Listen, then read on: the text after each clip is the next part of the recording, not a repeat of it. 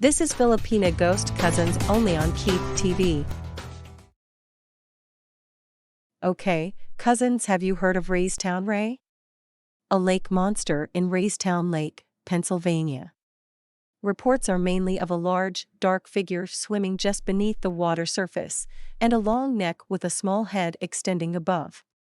Or Wally the Wallowa Lake Monster in Wallowa Lake, Oregon.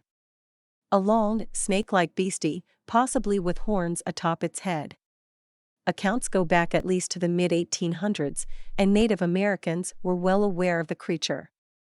Maybe you heard of Willie the Lake Monster of Lake Willoughby, Vermont. A snake-like creature over 20 feet in length. According to lore, back in 1868, a 23-foot water snake was killed by a 12-year-old boy. If not, maybe the beast of Busco in Folk Lake, Indiana? A massive, 500-pound snapping turtle first reported in 1898, then again in 1948. Despite multiple eyewitness accounts, hundreds of photo attempts, and even the draining of the lake, the creature was never found. In Nevada, there is Tahoe Tessie that lives in Lake Tahoe, Nevada/California. A huge serpent, possibly up to 80 feet in length, the creature was seen by Native American tribes, but over the past 50 years or so there have been a string of documented sightings. Fishermen and boaters are the most likely witnesses, but Tahoe Tessie has been spotted by police officers on at least one occasion. Never heard of those? How about Charlie the Lake Monster in Payette Lake, Idaho? A large serpent with humps on its back. Modern reports began in the 1920s and continue to today, but Native American tribes had stories of an evil spirit that lived in the lake. No, how about Mempher, the lake monster of Lake Memphremagog, Vermont? A creature with a long neck with a small head, long tail, large body with flippers, first spotted in the early 1800s, and sightings continued to recent times. Maybe you heard of Champ, the most famous lake monster in the United States in Lake Champlain, Vermont on the Quebec border. Approximately 30 feet in length, with a long, slender neck, small head, and flippers.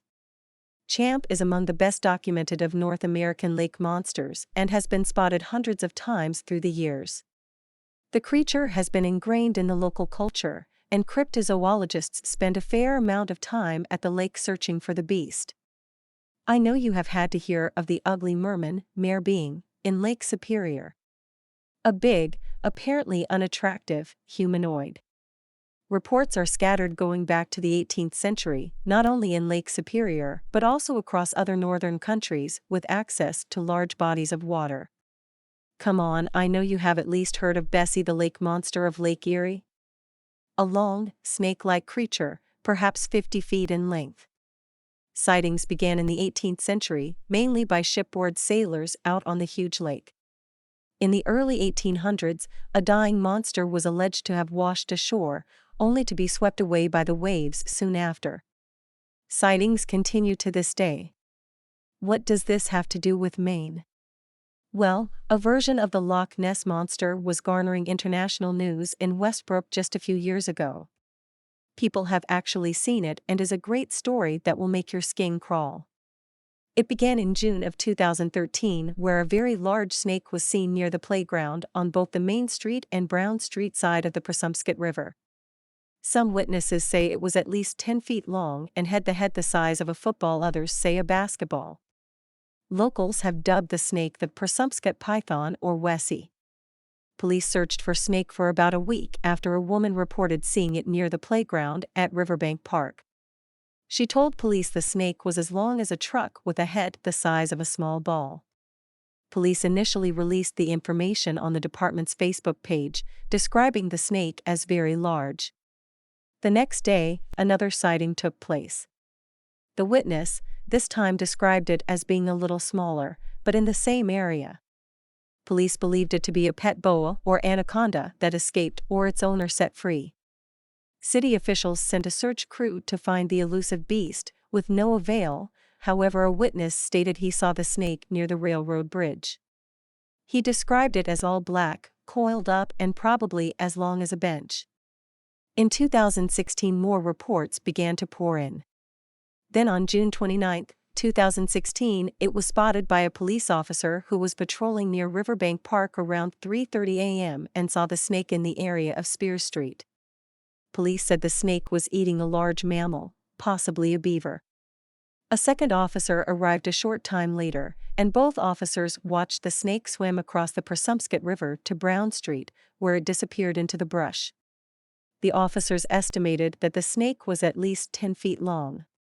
One officer was able to take a picture, which shows a blurry green mass. The Maine Warden Service was contacted and police said the wardens expect that the snake will be dormant for the next few days because it just ate a substantial meal.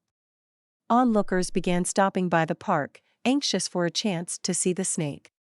One onlooker said, "It's kind of fun to have just all the excitement of everybody looking for the snake. It's kind of like the Loch Ness monster." Lastly, around 3 p.m. on August 20, 2016, a citizen reported finding a shed snake skin along the Presumpscot River near the Carrion boat launch in the area of Riverbank Park. Many people began to speculate that Wessie was a giant rat snake, a water snake, and not a python as first thought.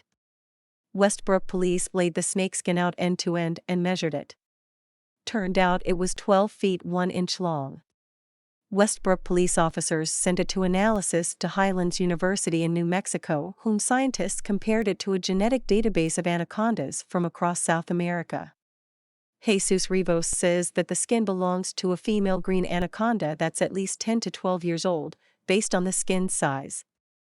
The snake's genetic quirks also suggest that its ancestors were most likely from Peru or Bolivia, though the snake probably was bred in the United States. Bill Brock, Maine native and host of Monsters Underground on Discovery Channel, began looking for the creature with no avail. So the question remains, how did the snake end up in Maine? No one knows, but regardless, Maine's bitterly cold winter ensures that the snake's life on the lam will be brief, one way or another. In the wild, Revo says that anacondas aren't found in areas with temperatures below 72 degrees. Temperatures below 50 degrees are considered fatal, and night temperatures in Maine are poised to cross that threshold. Well, that was interesting, I think. Thank you for watching. As always, please like, share, comment and subscribe. I hope to see you next week. Okay everybody, that's a wrap.